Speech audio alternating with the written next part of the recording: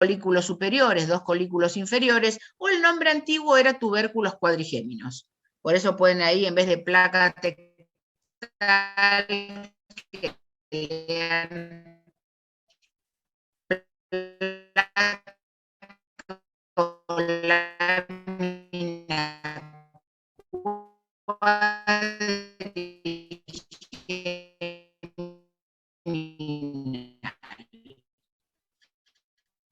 Se llaman colículos, señalar estructuras, nada más. Está relacionado con algo. Entonces, colículos superiores, vía óptica, colículos inferiores, vía auditiva.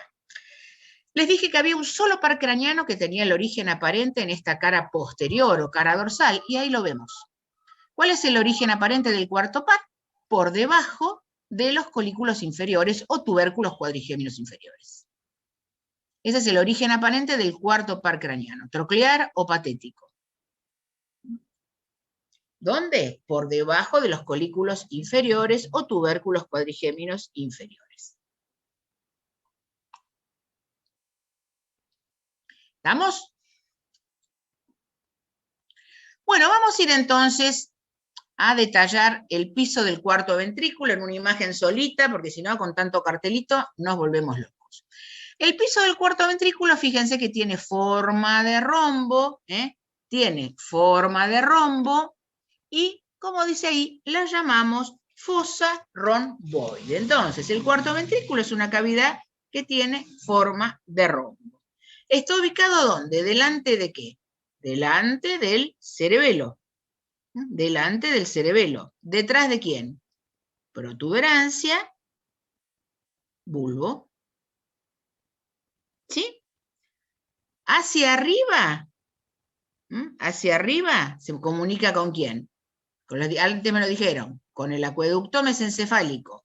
Hacia abajo, con el conducto central o del epéndimo de la médula espinal, que por allí sabemos que circula el líquido cefalorraquídeo. Vamos a ver el piso, piso de cuarto ventrículo. Bueno, a nivel de la línea media, ¿cómo se llamaba? Surco medio posterior. Bueno, es el mismo surco que se proyecta. Va a ser surco medio a secas o surco medio posterior. Tengan presente que vamos a tener acá dos triángulos. Dos triángulos. Un triángulo superior, que ven que es más grande, ese es un triángulo protuberancial. Y este triángulo, que es más chiquito y es inferior, ese es el triángulo vulvar. ¿Cuál sería el límite de los dos triángulos? Bueno, esto que ven ahí, esto que están viendo acá, se conocen como las estrías medulares o estrías acústicas. Esas estrías son fibras de un núcleo que se llama núcleo coclear dorsal. Núcleo coclear dorsal, que obviamente si es coclear, la cóclea va a tener que ver con lo que es la audición. ¿Sí? Entonces, por ahora, surco medio o surco medio posterior, dos triángulos. Un triángulo superior o protuberancial, un triángulo inferior o vulvar. ¿Qué me separa un triángulo del otro? Estas fibras conocidas como estrías medulares o estrías acústicas que corresponden a las fibras del núcleo coclear dorsal. Vamos a ver lo que tenemos en este triángulo superior. A cada lado del surco medio, fíjense que acá vemos dos saliencias, y esto lo conocemos con el nombre de eminencias, ¿sí? Eminencia medial. Esto lo decimos eminencia medial, ¿sí?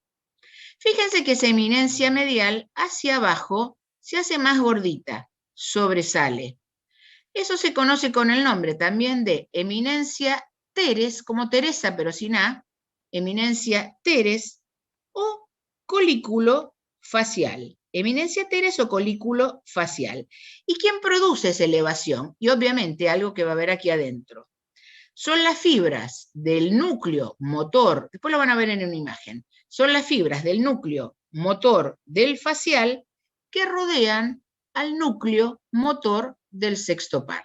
Y eso produce una elevación. Eso es lo que llamamos la eminencia teres o colículo facial. Vamos a poner algunos cartelitos. Ese es el surco medio dorsal, esa les dije que eran las estrías medulares o estrías acústicas. Esa les dije que era la eminencia medial. Y eso les dije que era colículo facial o eminencia teres. ¿Quién formaba este colículo facial? Las fibras del núcleo motor del facial que rodean al núcleo motor del sexto par. El facial es el 7, entonces las fibras del núcleo motor del 7 que rodean el núcleo motor del sexto. Ahora bien, por fuera de esta eminencia medial, tenemos una zona que está un poquito más pigmentada, que tiene un nombre en latín raro, que se llama locus ceruleus. ¿Qué quiere decir eso en latín? Lugar ceniciento, porque tiene una coloración grisácea, algunos dicen medio azulada, ¿sí?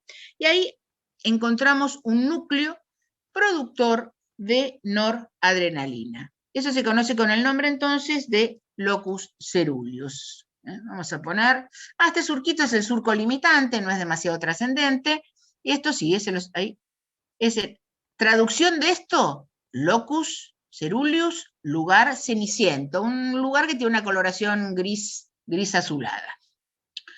¿Qué me quedaría en este triángulo? Bueno, lo único que me falta sin cartel es esta zona que se extiende, esta está en los dos triángulos, todo esto que ven ahí, esta está parte en un triángulo y parte en el otro. Esto se conoce como área vestibular o ala blanca externa.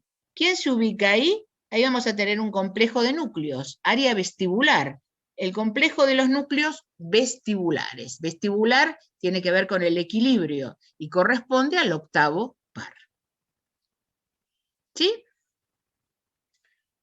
Me queda por último lo que tengo en el triángulo inferior. Bueno, esta parte recuerden que esto es lo mismo, todo corresponde al área vestibular. Están los dos triángulos donde están los núcleos vestibulares del octavo par. Me queda saber qué es esto y qué es esto. Bueno, acá también, fíjense que acá habla de áreas o alas. Bueno, acá también podemos hablar de alas. Tenemos por un lado lo que llamamos el trígono del hipogloso o ala blanca interna, y el otro, el trígono del vago o ala gris. ¿Qué es lo que hay en cada uno? Bueno, en el trígono del hipogloso, el nombre lo dice, ahí voy a tener el núcleo motor del hipogloso. En el trígono del hipogloso ahí se ubica el núcleo motor del hipogloso. Y en el trígono del vago se ubica un núcleo importantísimo del vago que se llama núcleo dorsal del vago. Y ahí tienen todo piso de cuarto ventrículo. Sáquenle una fotito, porque en todos los textos está con todos los nombres de todo el resto y confunde.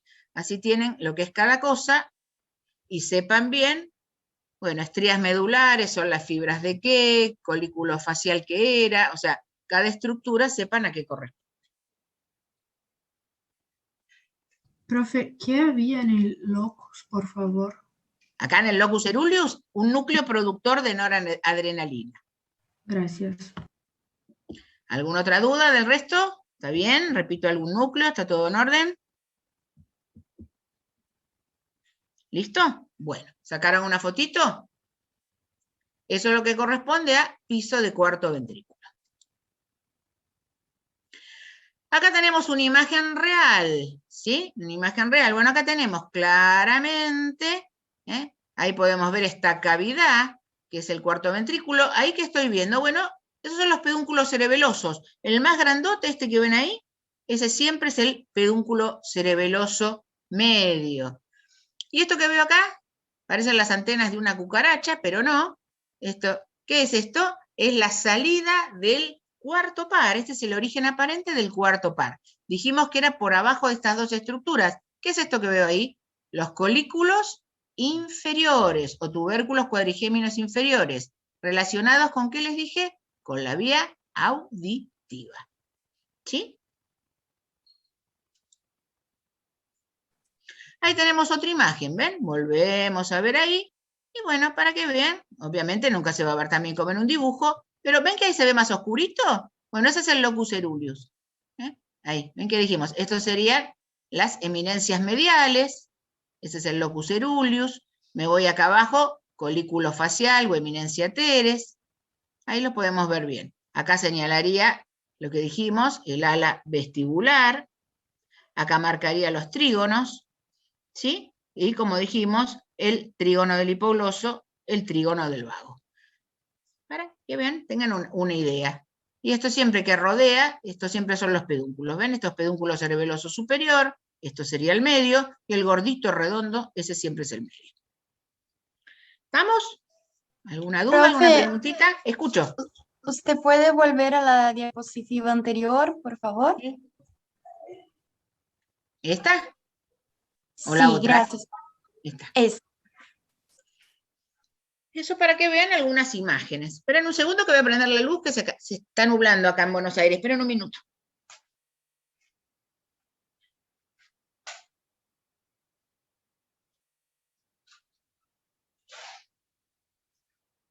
Ahí está.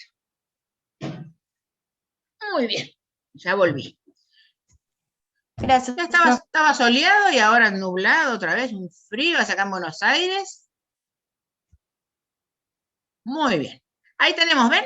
Otra vez. Ubicación del cuarto ventrículo, ahí pintadito de naranja. ¿Ven? Miren, ahí tienen otra vez, miren, mesencéfalo, protuberancia, bulbo, y ahí el cuarto ventrículo. ¿Ven? Atrás el cerebelo, adelante que tengo protuberancia y bulbo.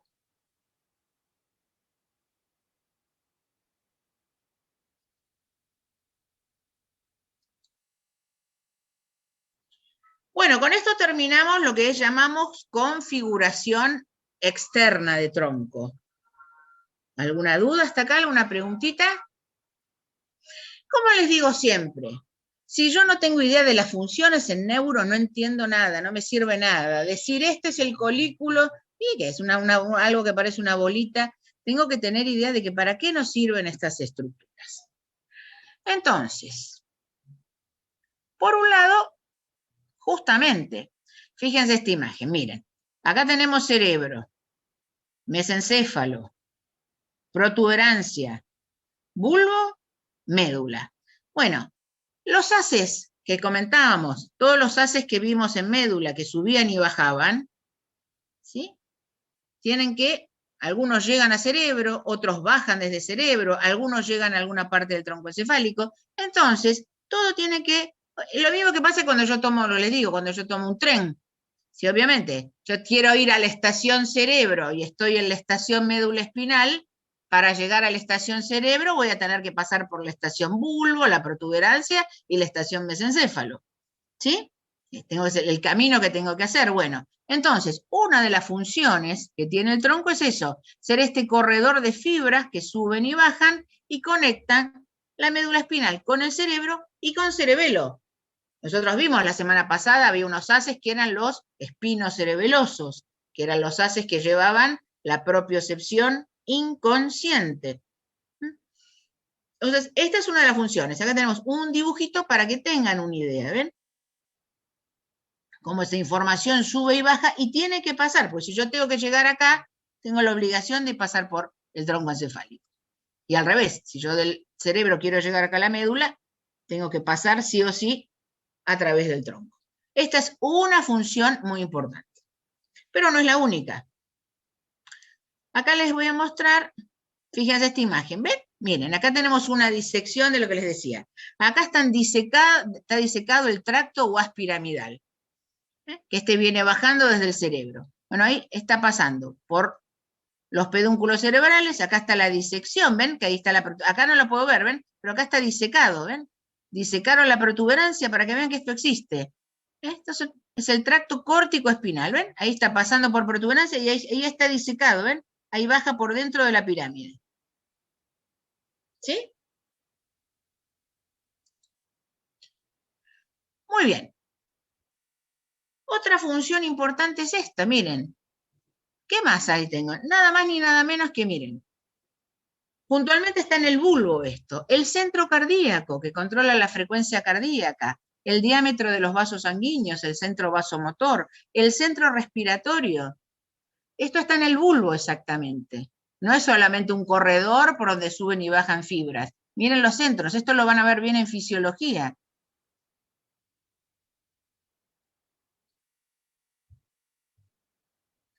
Esto subrayado y con colores, porque si a mí me preguntaran en el final funciones del tronco, esta no puedo dejar de decirla, ¿eh? Es súper importante, Inés, el tronco. ¿Qué te parece? Si yo le dedico todo un teórico, imagínate que sí. Es todo lo, sí, es todo lo esencial, es todo lo esencial a la vida. Exactamente. Por eso quiero comentarles esto. Miren, cuando manejamos, nosotros ahora, bueno, el cinturón, creo que hay bastante conciencia del cinturón de seguridad, inclusive hay autos que si uno no se pone el cinturón, suena como una alarmita, bueno, eso está un poco más, está más concientizado, pero hay algo que nunca le prestamos demasiada atención, que es la altura del apoyacabezas. En general nos subimos y no nadie se fija, está a la altura, porque obviamente, si por ejemplo yo mido 1,90 m, esto va a tener que estar a determinada altura. Si mido 1,60 m va a tener que estar más bajo. Esta es la posición que tiene que estar. Si esto no está bien puesto, si estuviera, muchos ni lo levantan y queda aquí abajo, ¿sí? Hay un tema que es lo que se llama el latigazo cervical, que es cuando a mí me chocan desde atrás. Yo puedo estar detenido, puedo estar en marcha, pero el impacto yo lo sufro desde atrás. Entonces, primero, por el impacto, la cabeza se va hacia adelante, hago una hiperflexión del cuello. Y después, con más brusquedad, porque primero me chocan de adelante, entonces mi cuerpo va hacia adelante, pero después por la fuerza, vuelvo con más fuerza hacia atrás y tengo una hiperextensión del cuello. Eso se conoce como el latigazo cervical. ¿Ven? Esto, miren la posición que estaba el apoyacabezas, ¿ven? Hay gente que ni lo mueve. Entonces, primero me voy hacia adelante y después con más fuerza me voy hacia atrás. ¿Esto qué puede producir? Esto puede producir que se fracture, ¿recuerdan? Esto lo vimos hace poco. Esta vértebra, ¿cuál es? Este es el axis. El axis, ¿recuerdan? Tenía esta saliencia que era el diente. Bueno, por este movimiento puede ocurrir esto, que es la fractura del axis. Miren, la fractura del diente, ¿ven? Ahí lo ven. Ahí están, miren acá en la placa. ¿Y esto qué va a producir? ¿Esto qué puede pasar? Que este diente del axis, al estar fracturado y con este movimiento brusco, se clave en el bulbo. ¿Y qué pasa? Chau, te morís.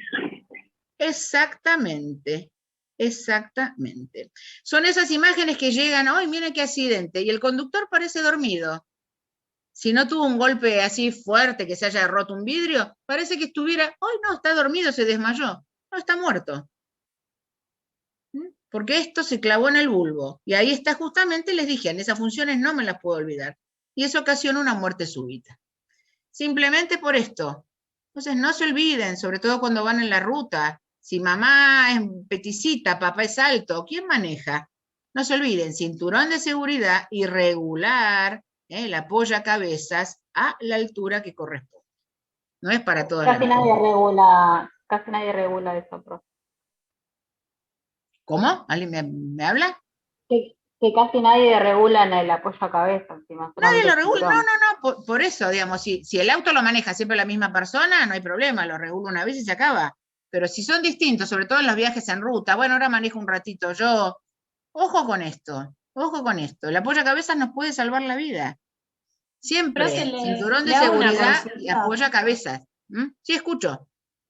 ¿En qué casos una persona puede quedar cuadripléjica? Porque, bueno, en este caso directamente. No, bueno, se muere, eso pero ya nos vamos a ir mucho, pero eso tiene que ver con la lesión medular. La médula, claro. La lesión medular y depende a qué nivel de la médula ocurra la lesión. Pero no puede pasar con ese movimiento también. No tanto. Generalmente en las lesiones medulares ya tiene que haber un traumatismo más a nivel torácico, una caída de determinada altura. Por este movimiento del cuello, no. Ok. Bueno, nadie obviamente les va a preguntar esto, pero me parece un detalle importante, la mayoría de ustedes debe manejar, como futuros médicos, el que no sabe manejar es útil, Creo que es útil que todo médico sepa manejar, porque a veces, bueno, no tengo chofer de ambulancia, se siente mal el chofer, es importante que todo médico sepa manejar. ¿Puede volver la pantalla, por favor? ¿Cómo? Volver la pantalla, por favor. No, igual esto es un detalle, esto del latigazo es un gracias. detalle, no hace falta que esto lo tengan, es algo que yo les cuento y nada más. ¿Terminamos con las funciones del tronco? No, señor. Tengo algo más. Hay otros centros. Estos no son muy importantes, pero fíjense, en el centro está el centro del estornudo, el del hipo, ¿eh? Esto es bueno, está bien. A título anecdotario, no es tan trascendente, pero también están. Pero no son las únicas funciones. ¿Por qué? Porque justamente nosotros vimos recién el origen aparente de los pares y nombramos del par 3 al par 12. Estos pares, como les dije, el origen real, son en núcleos de sustancia gris. ¿Y dónde están esos núcleos de sustancia gris donde nacen realmente los pares? En el interior del tronco. O sea que está relacionado con todas las funciones del par 3 al par 12. ¿Sí? Así que miren si tiene funciones este tronquito. No son simplemente, esto es bulbo protuberancia. Por favor, no dejen de saberlo. Profe, ¿te puedo hacer una pregunta? Sí, lo que quieran. ¿Por qué el primer y el segundo par craneal no se consideran verdaderos, digamos? Y porque eso tendrías que preguntárselo a los profesores de embriología, porque se unen en cuenta el origen embriológico de los pares, en realidad no se los cuenta porque no tienen como un origen real, en realidad par 1 y par 2 se habla cuando uno ve de sentidos la vía, pero no se los consideran verdaderos pares teniendo en cuenta su uso en embriología. Ok, muchas gracias. Bueno, vamos a ver entonces ahora la configuración interna. Configuración interna. ¿Vamos bien hasta acá? Si estuviéramos en una clase presencial, yo ahora acá haría un recreito de 15 minutos. Eso es lo que hago en las clases presenciales. El que quiere ir al baño, ir a tomar un cafecito, pero acá no podemos. Pero bueno, ojalá podamos, aunque sea antes de fin de año, vernos. Me encantaría verlos a todos cara a cara. Bueno, vamos a configuración interna entonces. Igual ustedes, bueno, sé que estuvo ahí una clase, o el doctor Iópolo subió hay una clase de tronco, sé que el doctor Barceló también estuvo dando clase de esto, así que bueno, algunos de ustedes ya deben tener una idea todo esto que yo estoy diciendo. Pero como les digo, cada docente tiene su forma de dar la clase. Configuración interna, entonces. Si yo hablo de configuración interna, ¿de qué tengo que hablar? Siempre va a ser lo mismo. Sustancia gris, sustancia blanca. Se hablaba de médula, bueno, sustancia gris eran las astas y se organizaban esas astas en núcleos y luego tenía sustancia blanca en cordones y por los cordones tenía los haces o tractos que subían y bajaban. Bárbaro. ¿Qué pasa en tronco? Bueno, la sustancia gris se va a fragmentar en núcleos. Y yo tengo dos tipos de núcleos. Uno tengo los que llamo núcleos de los pares craneanos.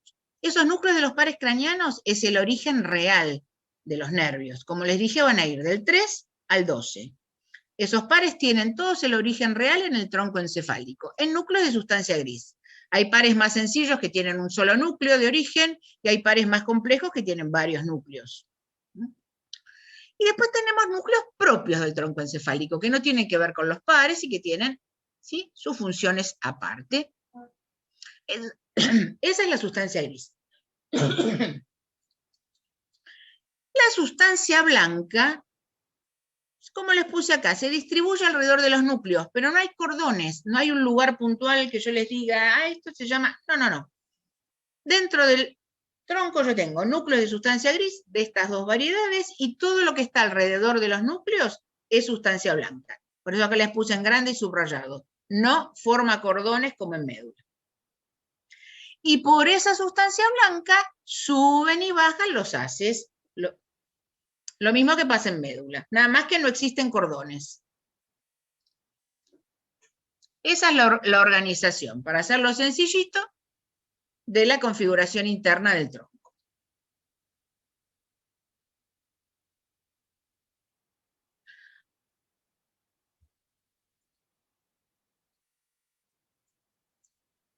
Muy bien, entonces vamos a empezar a ver en mesencéfalo, lo que vamos a ver ahora es qué núcleos, no me odien, pero se los voy a dar todo ordenado, prolijito, qué núcleos de sustancia gris encuentro. Vemos cuál es en mesencéfalo, cuál es en protuberancia, cuál es en bulbo. Comenzamos con núcleos que se ubican en el mesencéfalo y vemos en primero los núcleos de pares craneanos. Recuerden que estos núcleos son los que dan origen a los pares, es el origen real. Voy a tener dos núcleos que corresponden al tercer par craneano. El núcleo motor, el tercer par craneano es el par que le da inervación no a todos, pero a buena parte de los músculos que mueven el ojo, el globo ocular. Entonces, los músculos que son voluntarios, que yo decido si quiero mirar hacia dónde, hacia arriba, hacia abajo, bueno, eso corresponde al núcleo motor del tercer par. Esto sería algo voluntario. Y después tengo este núcleo, iridio constrictor. Este es un núcleo, ¿sí? Este va a ser un núcleo que va a tener una función autónoma, y tiene que ver, por ejemplo, a qué músculo le da inervación. Este le da inervación al músculo que se llama esfínter de la pupila. El esfínter de la pupila es el que regula la cantidad de luz que entra en el ojo. Vieron que si yo salgo a la calle y es un día muy, muy soleado, la pupila se hace chiquitita, y eso yo no lo regulo, ¿sí? En cambio, si yo estoy medio en la penumbra, en la oscuridad, la pupila se va a dilatar, porque está oscuro y quiere captar todos los rayos luminosos que pueda. Bueno, eso es una función autónoma, o eso lo voy a hacer a través del núcleo iridio constrictor. Luego tenemos núcleo motor del cuarto par. El cuarto par inerva a un solo músculo del ojo. Esto va a ser voluntario, ya veremos cómo se llaman los músculos la semana que viene en la clase de pares. Y tengo el núcleo mesencefálico, el núcleo mesencefálico, que es un núcleo sensitivo del quinto par, del trigémino. Ya después ya veremos qué función tiene, con qué se relaciona. Esos son entonces los 4 núcleos de pares craneanos que se ubican en el mesencéfalo. Los dos primeros son motores, en este caso es motor voluntario, mesencefálico es un núcleo sensitivo, y el iridio constrictor es un núcleo autónomo, o sea, le da inervación a una estructura que es involuntaria. Acá tenemos una imagen, esto imagínense que es un tronco transparente, como si fuera, nos imaginamos el tronco, ahora lo hicimos transparente y vemos en el interior. Bueno, y ahí tenemos ubicaditos, ¿ven? Los 4 núcleos que mencionamos recién. Esto es mesencéfalo. Bueno, ahí están los 4 núcleos que vimos recién, los dos motores, el iridio constrictor y el mesencefálico. Eso es para que tengan una idea, por lo menos no se imagina, esto no lo puedo ver, pero por lo menos así toma un poco más de forma, ¿ven? Entonces ahí estamos en el interior del mesencéfalo y ahí vemos los 4 núcleos de pares craneanos que se ubican en él. Y después te dijimos que había núcleos que eran propios, núcleos que eran propios, que no tienen que ver con pares. Bueno, tenemos uno que se llama locus niger, que en latín significa lugar negro, o este nombre que es más sencillo, sustancia nigra o sustancia negra, que tiene que ver con las vías motoras extrapiramidales. Vías que las vamos a ver justamente con más detalle, y recuerden que un movimiento extrapiramidal era un movimiento que decíamos que era un movimiento semiautomático, o un movimiento asociado. El núcleo rojo, que está muy vascularizado, por eso esa coloración, también relacionado con las vías motoras extrapiramidales. Una de las vías extrapiramidales que vamos a ver es esta, la vía rubroespinal. Bueno, esta vía justamente va a ir del núcleo rojo a la médula. Entonces, cuando digamos, bueno, la primera neurona, ¿dónde está? Y en el núcleo rojo del mesencéfalo. Y tiene que ver con las vías cerebelosas. Y después vamos a tener esto que dijimos recién. Los colículos cerebrales o tubérculos cuadrigéminos que se ubicaban en el mesencéfalo, que estaban relacionados respectivamente con la vía óptica y la vía auditiva. En el interior de estos colículos tenemos estos núcleos de sustancia gris que tienen que ver respectivamente con esas vías. Y después tenemos este núcleo que se llama intersticial. Los nombres propios nunca los tienen que saber, yo se los pongo. Viene si hay que estudiar esto, nos volvemos locos. Entonces, núcleo intersticial o núcleo de la comisura posterior, que es un núcleo accesorio del tercer par relacionado con estos movimientos óculo-cefalogiros. ¿Esto qué es? Son los movimientos conjugados de la cabeza y de los ojos. Si yo escucho un ruido fuerte que viene del lado derecho, mi cabeza va a girar hacia el lado derecho, porque escucho un ruido y quiero ver de dónde viene, y la mirada acompaña ese movimiento. Eso se llama óculo-cefalogiro. Muevo la cabeza y muevo los ojos hacia el mismo lado. Es un movimiento conjugado. Yo miro hacia arriba, bueno, levanto la cabeza y también voy a elevar la mirada. Esos son los núcleos propios del mesencéfalo.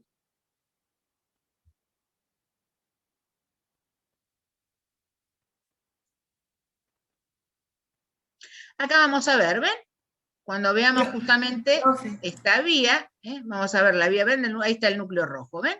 Entonces cuando veamos la vía rubroespinal, ahí yo les voy a decir, bueno, la primera neurona está en el núcleo rojo del mesencéfalo y tenemos que llegar a la médula. Entonces ven que tiene un trayecto descendente, pasa por la protuberancia, pasa por el bulbo, y llegamos a la médula, y vamos a ver justamente, habíamos visto que la rubroespinal, ahí lo vemos, y va por cordón lateral de médula, ¿sí? Lo vamos a ver con detalle en la clase. Por ahora sabemos que corresponde a una vía extrapiramidal. ¿Vamos? Profe, Sí. ¿podría volver la pantalla, por favor? ¿A la anterior? ¿La anterior a esta? Sí.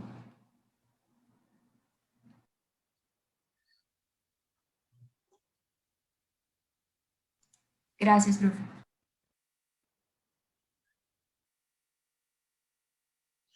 Muy bien, acá tenemos un dibujito, acá hay un corte, ¿ven? Acá tenemos un corte del mesencéfalo, fíjense, acá tenemos los pedúnculos cerebrales que veíamos hoy, acá teníamos este espacio, que era la fosa interpeduncular, donde dijimos que nacía el tercer par, el origen aparente del tercer par. Bueno, ahí estamos viendo, ¿ven? Acá podemos ver lo que se llama la sustancia negra, ahí tendríamos estos dos núcleos, que son los núcleos rojos, y atrás tenemos, ¿ven? Estas elevaciones. Esos son los colículos superiores. ¿Ven? Para tener una idea, vemos estos dibujitos, bueno, para entender un poquito qué es lo que estamos viendo. ¿Ven? Esto sería anterior, pedúnculos cerebrales, esto es posterior, los colículos o tubérculos cuadrigéminos, y ahí podemos ver algunas de las estructuras. En los libros de neuro van a encontrar estos cortes transversales. No se vuelvan tan locos con esto, pero es similar, ¿ven? Por lo menos es para tener una idea. Otra vez, ahí veo los pedúnculos cerebrales, ahí tengo el espacio, que era la fosa interpeduncular, acá me está señalando, ¿ven? Otra vez, la sustancia negra, otra vez ahí, los núcleos rojos, atrás, colículos superiores, ven ahí adentro, como les decía, que tienen núcleos, en este caso superior, relacionado con vía óptica, y acá ven, han dibujado algunos de los núcleos que dijimos que eran núcleos de los pares craneanos. Mencionamos el núcleo sensitivo del trigémino, el mesencefálico, el núcleo motor del tercer par. Eso es lo que son estos dibujitos que a veces uno se complica tanto. Bueno, ahí le están mostrando en un corte de mesencéfalo, bueno, cómo pueden verse algunos de estos núcleos. Pero tampoco se vuelvan locos con estas imágenes. Importante saber, bueno, qué núcleos tengo. Y ahí para que vean que, bueno, todo existe en realidad, ahí pueden ver en estas imágenes, ahí se ve la sustancia negra, que contiene estas células pigmentadas que le dan colorcito. Esto que ven ahí, eso es el núcleo rojo. Esto que ven ahí atrás, colículo. ¿Sí? Y ahí este agujerito, ¿qué sería ese agujerito? El acueducto mesencefálico, ¿ven? Ahí lo pueden ver. Para que vean que no es todo tan teórico, bueno, algo se puede marcar en estas imágenes. ¿Sí?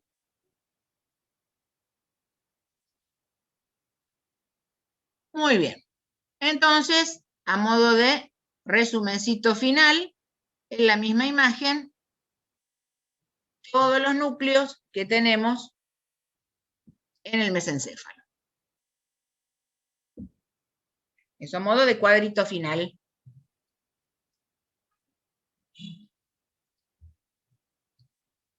¿Vamos? Así en la misma imagen cuando estudian, están todos. ¿Vamos? Sí. Genial.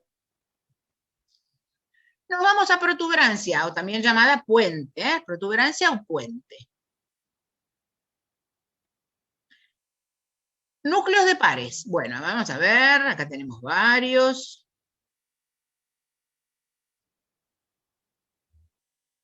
Bueno, como verán, en protuberancia tenemos varios núcleos de pares craneanos. Tengan presente que todos estos núcleos corresponden al origen real. El trigémino. Ya vamos a ver la semana que viene que hay pares que son exclusivamente sensitivos, hay pares que tienen funciones motoras y hay pares que tienen funciones mixtas. Obviamente, los que tienen funciones mixtas van a tener más núcleos donde se originan, porque tienen que tener algún núcleo sensitivo, el núcleo motor, algunos tienen algún núcleo autónomo también. Entonces, ¿qué núcleos de pares craneanos encuentro en protuberancia? Bueno, el núcleo motor del quinto par, el trigémino es un núcleo, perdón, es un par craneano que es mixto. Antes habíamos visto un núcleo que era sensitivo, que era el mesencefálico. Bueno, acá aparece el núcleo motor o núcleo masticador, me orienta un poco a la función. ¿Cuál es la función motora del nervio trigémino? Inervar los músculos de la masticación. Núcleo motor del sexto par, motor ocular externo. Este me va a inervar un músculo del ojo, un músculo que es voluntario, que yo decido. Ya veremos cuál la semana próxima. Núcleo motor del séptimo par, el facial, motor del séptimo par. Facial, músculos de la mímica, voluntario. Yo decido si quiero sonreír. Esos son todos músculos voluntarios. Entonces, este músculo de la masticación. Este músculo voluntario para mover el globo ocular. Este, músculos de la mímica. Trigémino, pero este es un núcleo sensitivo, el núcleo sensitivo principal del quinto par. Núcleo sensitivo. Ya veremos cuáles son las funciones sensitivas la semana que viene. Núcleos del octavo par, núcleos sensitivos del octavo par, vestíbulo coclear. Entonces tengo núcleos vestibulares, superior y lateral, y núcleos cocleares, dorsal y ventral. Octavo par. Siempre recuerden, coclear, audición, vestibular, equilibrio. Y después tengo dos núcleos autónomos, que fíjense, los dos pertenecen al séptimo par, que es un par mixto. Salival superior, obviamente, tiene que ver con la inervación de las glándulas salivales, y eso es autónomo. Yo no digo, bueno, ahora tengo la boca seca y necesito secretar más saliva. No, eso es una función autónoma, yo no puedo manejarla. Ya veremos qué glándulas salivales la semana próxima. Y lo mismo pasa con las lágrimas. Yo no puedo decir, bueno, ahora quiero tener más lágrimas, voy a llorar, no tengo que lubricar más la superficie de mis ojos. Esas funciones son autónomas. Entonces, núcleo salival superior y lágrima muconasal son núcleos autónomos. Los tres primeros son motores, sensitivos, cocleares, vestibulares. Estos tres son sensitivos y los dos últimos son núcleos autónomos. Acá tenemos entonces, ¿sí?, subrayaditos en rojo, los núcleos, como dijimos, para que vean que esto existe. Y acá tienen algo que les dije antes. Cuando vimos piso de cuarto ventrículo, les dije que estaba el colículo facial o eminencia teres. Y les dije que eran las fibras del núcleo motor del facial, fíjense que se ve con línea punteada, que rodean al núcleo motor del sexto par. Y esto produce una elevación en el piso del cuarto ventrículo. Eso era el colículo facial. Las fibras del núcleo motor del facial que rodean al núcleo motor del sexto par. Y eso produce esa elevación, eminencia teres o colículo facial.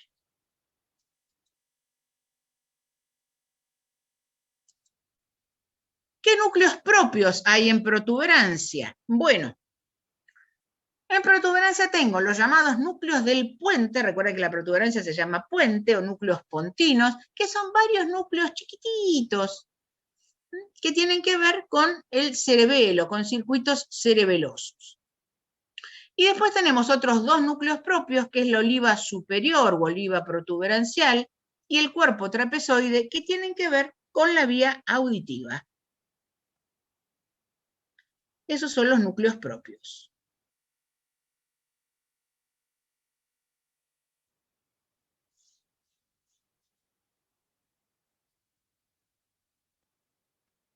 Acá tenemos esos dibujitos medio extraños que van a ver en el libro.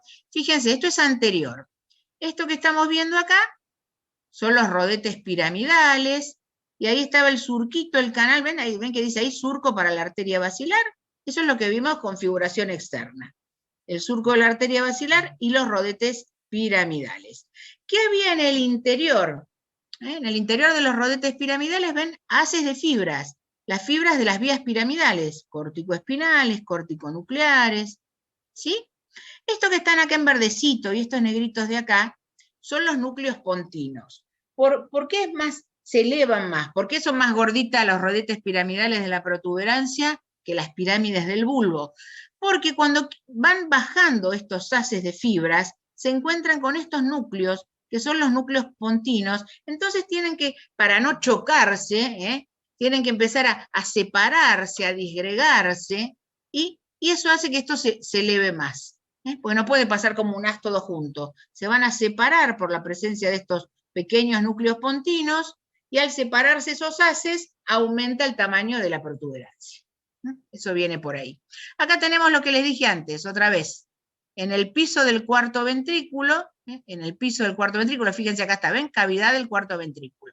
En el piso del cuarto ventrículo, esta elevación, que era la vueltita, que produce el núcleo motor del facial, rodeando al núcleo del sexto par.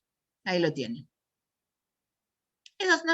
No se hagan tanto lío con estos dibujos, les están mostrando, y acá les están poniendo algunos de los núcleos de los pares craneanos, ¿ven?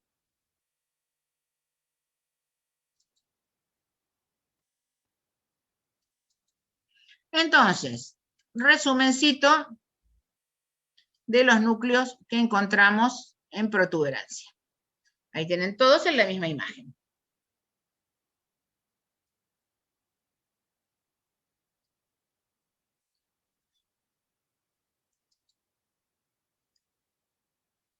Llegamos al bulbo, finalmente. Llegamos a bulbo, finalmente.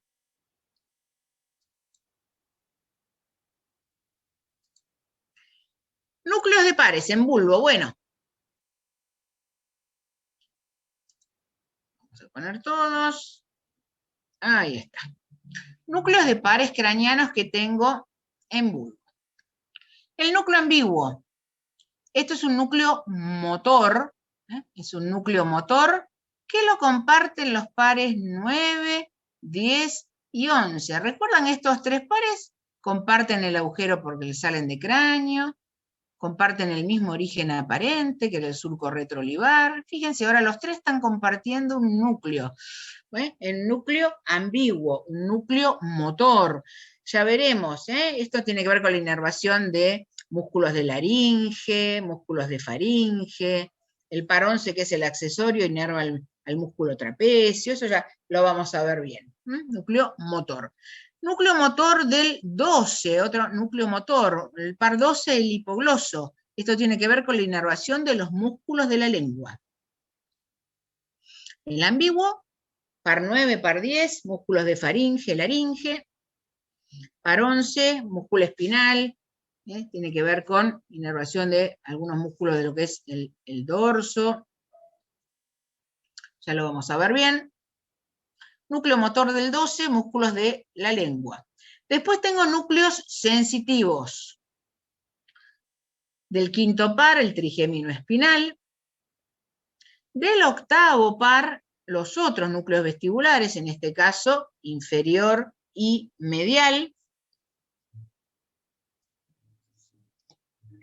Esos son todos sensitivos. Trigémino espinal, vestibulares, fascículo solitario. Fascículo solitario, entonces, núcleo sensitivo que lo comparten, par 7, par 9 y par 10. Por ejemplo, estos 3 pares van a tener que ver función sensitiva con la inervación sensitiva de la lengua. Se los voy a contar la semana que viene. Una de las funciones, no es la única, ¿sí? Después tenemos 2 núcleos autónomos. 2 núcleos autónomos. Salival inferior del 9º par, del glosofaringio. Otra vez. Yo no puedo decidir cuando quiero secretar mis glándulas salivales, o sea que es una función autónoma. Y dorsal del vago. El vago le va a dar inervación a las vísceras del tórax, gran parte de las vísceras del aparato digestivo, y obviamente que la inervación visceral es una inervación autónoma. Esos serían entonces los núcleos de pares craneanos.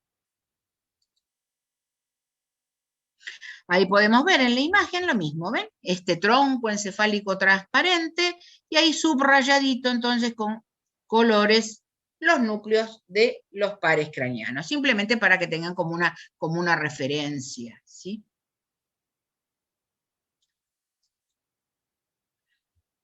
Acá tenemos un cuadrito final. Este cuadrito lo vamos a repetir la semana que viene. Este cuadrito lo voy a volver a poner la semana que viene, donde tenemos ordenaditos entonces todos los núcleos. Todos estos son los orígenes reales de los pares. Entonces, ¿cuáles son motores? ¿Cuáles son sensitivos? ¿Cuáles son autónomos? Tengan presente que los autónomos tienen que ver con funciones involuntarias y a qué pares corresponden. Lo mismo que dijimos, pero como un cuadrito final, que hay que saberlo muy bien. Y lo vamos a volver a ver esto la semana que viene. ¿Puede volver la pantalla, por favor? ¿Está? Sí, gracias. Muy bien. Núcleos propios del bulbo. Bueno, estos los nombramos cuando hablamos de configuración externa. Habíamos visto que estaban los tubérculos delgado y cuneiforme, y yo les dije, en el interior están los núcleos delgado y cuneiforme relacionados con esta vía. Sensibilidad profunda consciente y tacto epicrítico, que es el tacto discriminativo.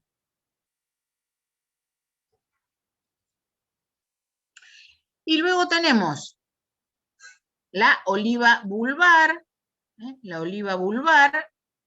que tiene que ver con vías extrapiramidales, y hay una que vamos a tener que estudiar en esa clase, que es el haz olivoespinal.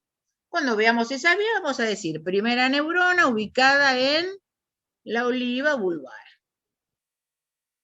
Y este núcleo no demasiado trascendente, no es muy importante, el núcleo arciforme o arcuato, relacionado con estos circuitos cerebelosos. Lo más importante es esto, los núcleos delgado y cuneiforme y la oliva vulvar.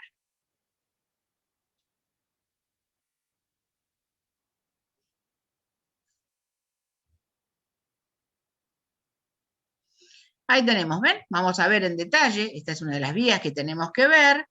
Entonces ya la vamos a ver. Primera neurona, ¿se acuerdan? Ganglio espinal, anexo a la raíz posterior, ¿recuerdan que era la raíz sensitiva? Bueno, vamos a decir, ingresa a qué cordón de médula, cordón posterior. Cordón posterior, recuerdan, ahí teníamos justamente los haces delgado y cuneiforme. Bueno, la vía de la médula va a subir al bulbo, hace sinapsis con la segunda neurona en los núcleos delgado, grácil y cuneiforme, y va a seguir su trayecto a través de la protuberancia, el mesencéfalo, hasta que llegamos a la corteza sensitiva. ¿En qué lóbulo del cerebro está la corteza sensitiva? Parietal.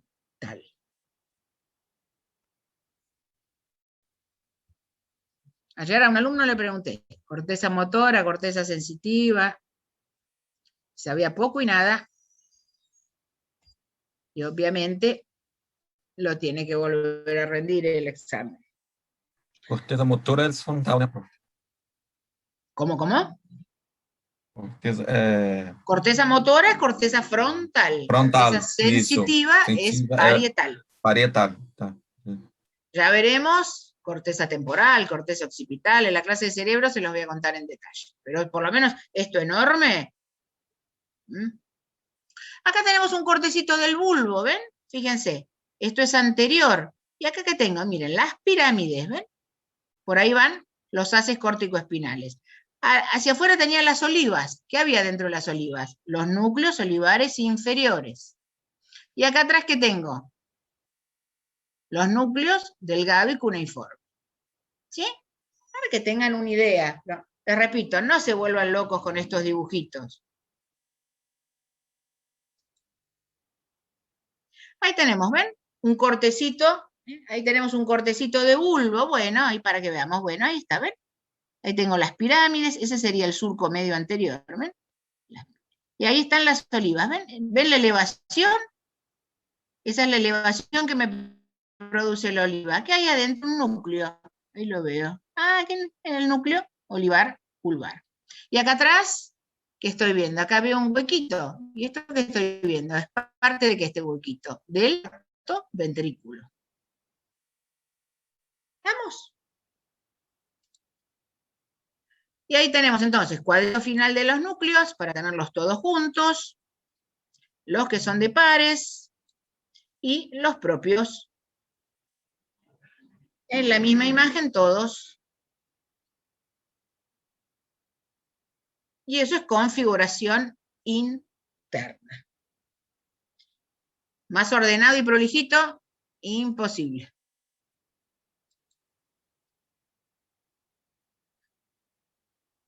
Espero que no estén como ellos dos. No se asusten. No se asusten. Casi. Muy bien, vamos a ponernos, ahí está, conectemos las camaritas, así nos vemos los rostros. Ahí está, perfecto. Bueno, eso es lo que tengo que saber de tronco encefálico. Sean ordenaditos, por favor, sean ordenaditos. Primero configuración externa. Configuración interna son los núcleos. Ah, bueno, estos son de pares. Y después, una vez que uno sabe pares, ya los relacione también con las funciones de los pares. No dejen de saber las funciones. Por un lado, por ahí suben y bajan los haces que conocemos, sensitivos y motores. No se olviden de esos centros tan importantes que vimos, el centro cardíaco, el centro de la respiración, y después está relacionada con todas las funciones de los pares craneanos del tercero al 2. ¿Sí? Repasen bien médula, estudien bien tronco encefálico, por favor. La semana que viene está la clase de pares, repasen bien los agujeros de cráneo, cada par craneano, por qué agujero de cráneo salía. Y necesito que sepan lo que vimos recién de los núcleos de pares. A ver, bueno, en mesencéfalo, origen real del tercer par. Y núcleos del tercer par, yo tenía el núcleo motor del tercero y el núcleo iridio constrictor. Bueno, los dos estaban en mesencéfalo. Eso sépanlo bien, porque si no, la clase de pares tiene que ser una cosa dinámica. Agujeros de cráneo y esto que